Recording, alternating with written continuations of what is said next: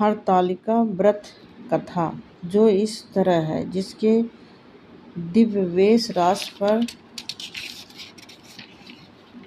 मदार आग के पुष्प की माला शोभा देती है। जिस भगवान चंद्रशेखर के कंठ में मुंडों की मालाएं पड़ी हुई हैं। जो माता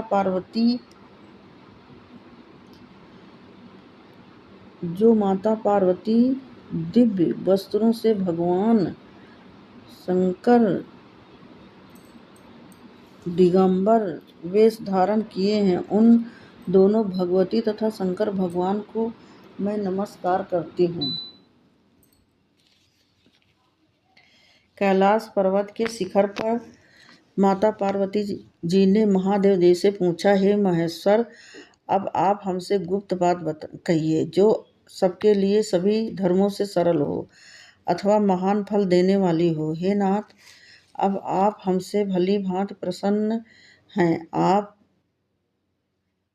उसे मेरे सम्मुख प्रकट कीजिए। हे नाथ, यदि आप आदि व अंत रहित हैं, आपकी माया का कोई पार नहीं पाया है, अब हम सबको इस प्रकार से प्राप्त करें। अब हम आपको किस प्रकार से प्राप्त करें और कौन कौन से दान पुण्य फल से आप हमें वर के रूप में मिलोगे। तब महादेव जी बोले, हे देवी सुनो, मैं उस व्रत को कहता हूँ जो परम गुप्त है अथवा मेरा सर्वस्व है। तारागणों में चंद्रमा, ग्रहों में सूर्य, वर्णों में ब्राह्मण और देवताओं में गंगा, पुराणों में महाभारत, वेदों में साम, इंद्रियों में मन श्रेष्ठ है। वैसे पुराण वेदों में भी इसका वर्णन है, जिसके प्रभाव से तुमको मेरा आसन प्राप्त हुआ है। हे प्रिय, वही मैं तुमसे वर्णन करता हूँ, वही मैं तुमको सुनाने जाता हूँ। अब सुनो। भादो मास के शुक्ल पक्ष की हस्त नक्षत्र तृतीया तीज के दिन इस व्रत का अनुष्ठान करने से सब पापों का नाश हो जाता है। हे देवी सुनो, हिमालय पर्वत पर इस व्रत को तुमने किया था, जो मैं सुनाता हूँ। पार्वती बोली, हे प्रभु, इस व्रत को मैंने किस लिए किया था, यह सुनने की मेरी इच्छा है, सो कहिए। शंकर जी बोले, आर्याव्रत हिमांचल नामक एक पर्वत है, जहाँ अनेक प्रकार की भूमि अनेक प्रकार के वृक्षों से सुशोभित है, जिन पर अनेक प्रकार के पक्षीगण रहते हैं, अनेक प्रकार के मृग आदि जहाँ विचरण करते हैं, जहाँ देवता गंधर्व सहित किन्नर आदि सिद्धजन रहते हैं। गंधर्वगण प्रसन्नता पूर्वक गान करते हैं। पहाड़ों के शिखर कंचन मणि व दूर आदि से सुशोभित हैं। वह गिरिराज आकाश को अपना मित्र जानकर अपने शिखर रूपी हाथों से छूता रहता है, जो सदैव से बर्फ से ढका हुआ है। गंगा के जल की कलकल ध्वनि से शब्दयमान होता रहता है। हे गिरिजे, तुमने बाल्यकाल में उसी स्थान पर तप किया था। 12 साल नीचे को मुख करके तपस्या किया, तब भी 64 तपस्या किया। फिर 64 वर्ष तुमने बेल के पत्तों का भोजन करके ही तप किया, तथा माघ के महीने में जल में रहकर तथा वैशाख में अग्नि में प्रवेश करके तप किया। श्रवण के महीने में बाहर खुले में निवास कर अन्न जल त्याग कर तप करती रही। तुम्हारे कष्ट को देखकर तुम्हारे पिता को चिंता हुई। सोचने लगे, मैं इस कन्या का विवाह किसके साथ करूँगा। तब इस प्रकार दैव योग से ब्रह्मा जी के पुत्र देवर्ष नारद जी वहाँ पर आए। नारद जी ने तुमको शैलपुत्री को देखा तो तुम्हारे पिता हिमांचल ने देवर्ष को पद आसन देकर सम्मान सहित बैठाया और कहा कि हे मुनीश्वर, आज आपने यहाँ तक आने का कष्ट कैसे किया। आज मेरा अहोभाग्य है कि आपका शुभागम यहाँ पर हुआ है, कहिए क्या आज्ञा है। तब नारद जी बोले, हे गिरिराज, मैं विष्णु का भेजा हुआ यहाँ आया हूँ, तुम मेरी बात ध्यान से सुनो। तुम अपनी लड़की को उत्तम वर प्रदान करो। ब्रह्मा, शिव, इंद्र आदि देवताओं में विष्णु के समान कोई नहीं है, इसलिए आप मेरे मन से अपनी पुत्री का दान विष्णु भगवान को दें। हिमांचल ने कहा, यदि भगवान विष्णु स्वयं ही पुत्री को वर्णन करना चाहते हैं तो फिर इसी कार्य के लिए ही आपका आगमन हुआ है, तो मेरे लिए तो गौरव की बात है। मैं अवश्य ही उनको पुत्री दूंगा। हिमाचल की यह बात सुनते ही देवर्षि नारद जी आकाश में अंतर्ध्यान हो गया और शंख चक्र गदा पद्म पीताम्बरधारी विष्णु भगवान के पास जा पहुँचे। नारद जी ने हाथ जोड़कर भगवान विष्णु जी से कहा, हे प्रभु, आपका विवाह कार्य निश्चित हो गया है। हिमाचल ने प्रसन्नता पूर्वक कहा है कि पुत्री मैंने तुम गरुड़ध्वज भगवान विष्णु को अर्पण कर दिया है। पिता के वचनों को सुनते ही पार्वती अपनी सहेलियों के घर गईं और पृथ्वी पर गिरकर अत्यंत दुखी होकर विलाप करने लगी। उन्हें विलाप करते हुए देखकर सब सखियां बोली कि हे देवी, तुम किस कारण से इतना दुखी हो, हमें बताओ, हम अवश्य ही तुम्हारी इच्छा को पूर्ण करेंगे।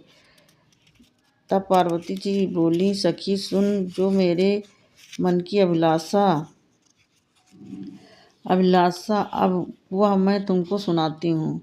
तब पार्वती जी बोली, हे सखी, मैं महादेव के साथ विवाह करना चाहती थी, इसमें संदेह नहीं है कि किंतु मेरे इस कार्य को पिताजी ने बिगाड़ा है, इसलिए मैं अपने शरीर को त्यागना चाहती हूँ। तब पार्वती के ऐसे वचनों को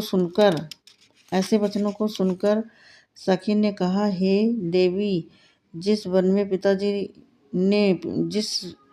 वन को पिताजी ने न देखा हो, तुम वहाँ चली जाओ। तब पार्वती अपनी उस सहेली का वचन सुनकर ऐसे ही वन में चली गई।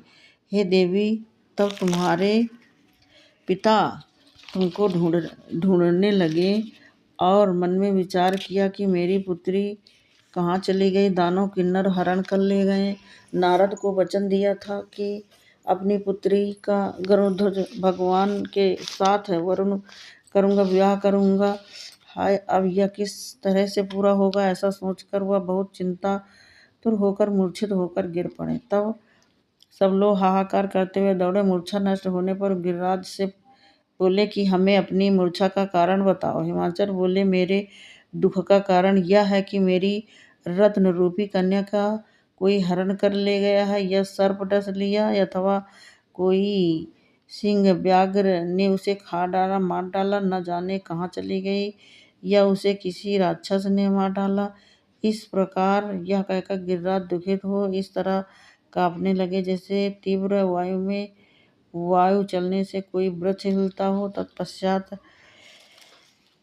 हे पार्वती जी, तुम को गिरिराज सखियों के साथ घने जंगलों में ढूंढने के लिए निकले। सिंह, व्याघ्र आदि हिंसक जंतुओं के कारण वन बहुत ही भयानक प्रतीत होता था। तुम भी सखी के साथ घूमती हुई भयानक जंगल में एक नदी के तट पर एक गुफा में पहुंची। उस गुफा में तुम अपनी सखी के साथ प्रवेश कर गई, जहां पर तुम अन्नदान करके बालू का लिंग बना करके मेरी प्रार्थना और आराधना करती रही थी। उसी स्थान पर भाद्रपद मास की हस्त नक्षत्र युक्त तृतीया के दिन तुमने मेरा विधि विधान से पूजन किया।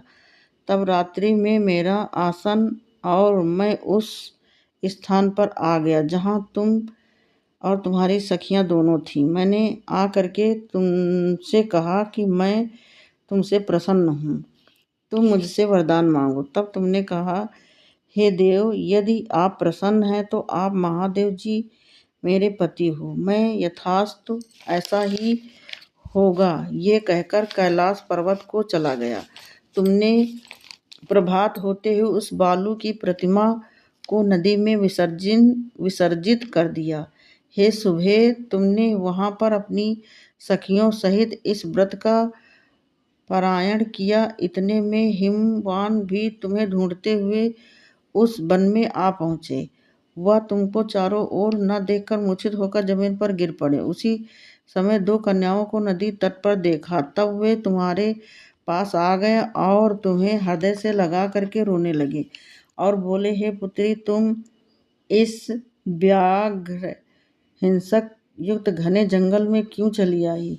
पार्वती जी बोली, तुमने कहा, हे पिताजी, सुनिए, मैंने पहले ही अपना शरीर शंकर जी को समर्पित कर दिया था, किंतु आपने इसके विपरीत कार्य किया था, इसलिए मैं वन में चली आई। ऐसा सुनकर हिमवान ने फिर कहा कि मैं तुम्हारी इच्छा के विरुद्ध यह कार्य नहीं करूँगा।